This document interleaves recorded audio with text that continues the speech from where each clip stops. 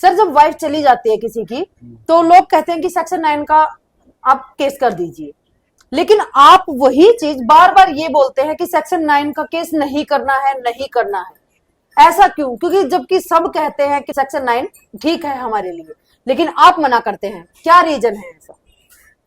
सही है आपका मैम, आपका सवाल।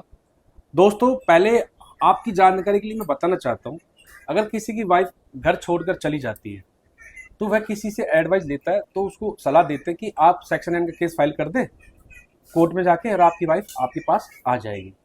तो पहले हम ये समझते हैं कि आखिर सेक्शन 9 होता क्या फायदे हैं, क्या नुकसान है। तो अगर आपको सेक्शन 9 के बारे में पता नहीं होगा पूरी तरह, तब तक आप केस फाइल ना करें। जी हाँ दोस्तों, हर केस की सिचुएशन, कंडीशन, सर्कमस्टांस अलग होते हैं।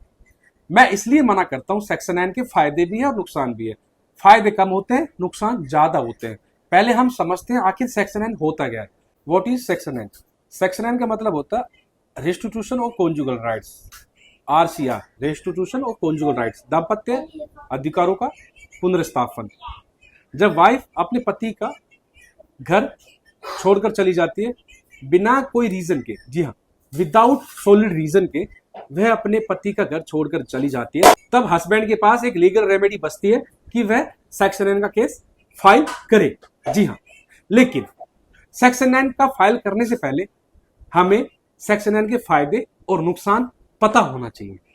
ठीक है, जैसे ही आप सेक्शन 9 का केस फाइल करते हैं, ठीक है, तो उसमें आपको एक पेटिशन ड्राफ्ट करनी पड़ती है और उसमें एक कानूनी तरीके से उसमें कुछ एलिगेशन भी लगते हैं सेक्शन 9 की एप्लीकेशन के अंदर। जैसे कि हस्बैंड उसमें रीजन बताएगा। हस्बैंड, जैसे कि हस्बैंड वाइफ में लड़ाई झगड़े हो जाते हैं, ठीक है, हस्बैंड ने कुछ बात बोली है, वाइफ ने कुछ बोल दी, तो वह सेक्शन 9 के अंदर मेंशन करता है और कहीं ना कहीं उसका ईगो भी हट कर देते हैं हम। ठीक है, उसको गुस्सा भी दिलवा देते हैं, कुछ गलत एलिगेशन भी लगा देते हैं, मैटर हम कोर्ट में पहुंचा देते हैं। ठीक है, देखो मैं ये कहता हूं, मैं सेक्शन 9 का केस फाइल करने के लिए मना नहीं करता हूं, मैं ये मना करता हूं जब तक वाइफ कोर्ट में नहीं गई है तब तक हस्बैंड ना जाए। ठीक है, जब तक हस्बैंड कोर्ट में केस फाइल ना करे। अगर आप अपनी वाइफ को लाना चाहते हो तो माय डियर फ्रेंड्स, कोर्ट में बिल्कुल ना जाए, क्योंकि अगर जैसे आप सेक्शन 9 का केस फाइल करेंगे तो आप पेटिशन ड्राफ्ट करेंगे और पेटिशन ड्राफ्ट करने के बाद कोर्ट में डाल देंगे, फिर एक्सेप्ट हो जाएगी आपकी पेटिशन। उनके बाद, इसके बाद आपकी वाइफ के पास समन जाएगा कोर्ट से। ठीक है, जैसे ही समन जाएगा तो वो समन लेकर कहां पहुंचेगी? एडवोकेट के पास, क्योंकि भैया कोर्ट प्रोसीडिंग के बारे में हमें तो पता नहीं है, लॉ के बारे में हमें पता नहीं होता, कि हमें ये नहीं पता सेक्शन 9 क्या होता है। हमें तो सीधा से एक फंडा पता है, भैया बीवी चली गई है या पत्नी चली गई है या पति घर छोड़ के चला गया, तलाक देना चाहता है तो सेक्शन 9 का केस फाइल कर दो। तो हमें तो सिर्फ यही पता है। अब जैसे ही सेक्शन 9 का केस फाइल करता है, समन जाता है वाइफ के पास, तो वाइफ का भैया ईगो हट हो जाता है। ठीक है, उसको गुस्सा आ जाता है कि मैं चुपचाप शांति से अपने मायके में बैठी थी, ये मेरे पति ने मुझ पर केस कर दिया।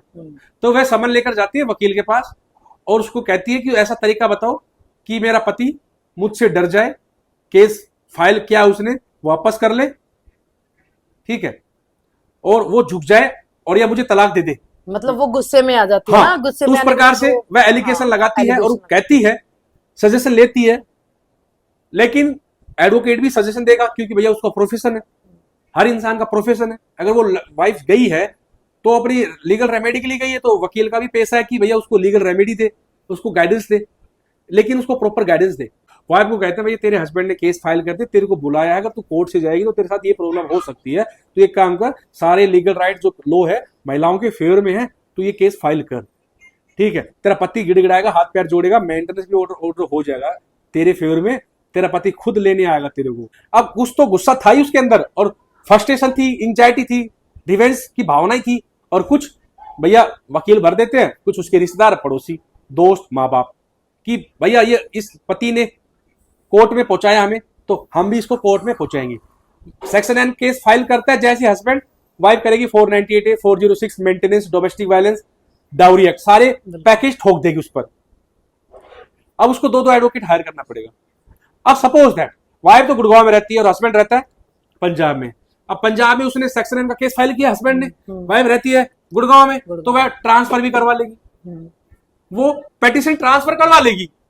तो फायदा क्या फिर पंजाब से गुड़गांव में हस्बैंड को जाना पड़ेगा, वो मेंटली खुद हरेसमेंट होगा। एक हस्बैंड बोला कि सर मैंने सेक्शन 9 का केस फाइल किया मुंबई से, मेरी वाइफ ने केस ट्रांसफर करवा लिया नागपुर में, अब 600 किलोमीटर 700 किलोमीटर दूर चलकर मैं जाता हूं वहां पर। फायदा क्या हुआ सेक्शन 9 का केस फाइल करने का? समझ रहे हो? हिंदुस्तान का ऐसा कोई कानून नहीं बना कि वाइफ नहीं रहना चाहती तो उसको मजबूर करे पति के साथ रहने के लिए। जी हाँ, अगर सेक्शन 9 आप केस फाइल करते हो, बाय द वे वाइफ नहीं आती है तो वह एक्स पार्टी हो जाता है। देखो जैसे हस्बैंड सेक्शन 9 का केस फाइल करेगा तो वाइफ आए या ना आए उस पर डिपेंड करता है, क्योंकि सेक्शन 9 सिविल नेचर का केस होता है, ठीक है। अगर वह नहीं आती तो एक्स पार्टी हो जाएगा, एक्स पार्टी हो जाएगा तो डिग्री सेक्शन 9 की हस्बैंड को मिल जाएगी और 1 साल तक वेट करेगा, फिर वो डिवोर्स पिटीशन डालेगा। अब 2 साल तो सेक्शन 9 के केस को चलते हुए हो गए, 1 साल और वेट करेगा, 3 साल बाद वो डिवोर्स का केस फाइल करेगा। अगर वाइफ नहीं आ रही है, ना तलाक दे रही है और नहीं आ रही है, तो आप सेक्शन 9 का केस फाइल क्यों कर रहे हो? तो आप तो डिवोर्स के पिटीशन डाल दो, आपका टाइम तो बचेगा, पैसा बचेगा। समझ रहे हो? तो हम गलती करते हैं क्योंकि हमें पूरी नॉलेज होती नहीं है। समझ रहे हो? दूसरी बात, अगर सेक्शन 9 की डिग्री आपके फेवर में आ जाती है तो आप मेंटेनेंस बचा सकते हो, बस इतना सा है, ज्यादा फायदा नहीं है इसमें, नुकसान ही नुकसान है। अब वाइफ कोर्ट में अपीयर हो जाती है, वो कहती है दारू पीता है, मारता है, और उसने कोई सबूत दे दिया, कहता है गुटखा खाता है, तंबाकू यूज करता है, फिर क्या कर लोगे? कहता है मुझे तो कमाने नहीं देता, इस प्रकार की चीजें रख देगी वो। फिर उड़ता तीर ले लिया ना आपने, शांति से बैठी थी वो, और तुमने वो उंगली कर दी, उसके चुल कर दी, चुल जिसको बोलते हैं ना सेक्शन 9 वो होता है। तो दोस्तों वीडियो कैसी लगी? अगर अच्छी लगी तो लाइक कर दे, शेयर कर दे, सब्सक्राइब कर दे। Thank you.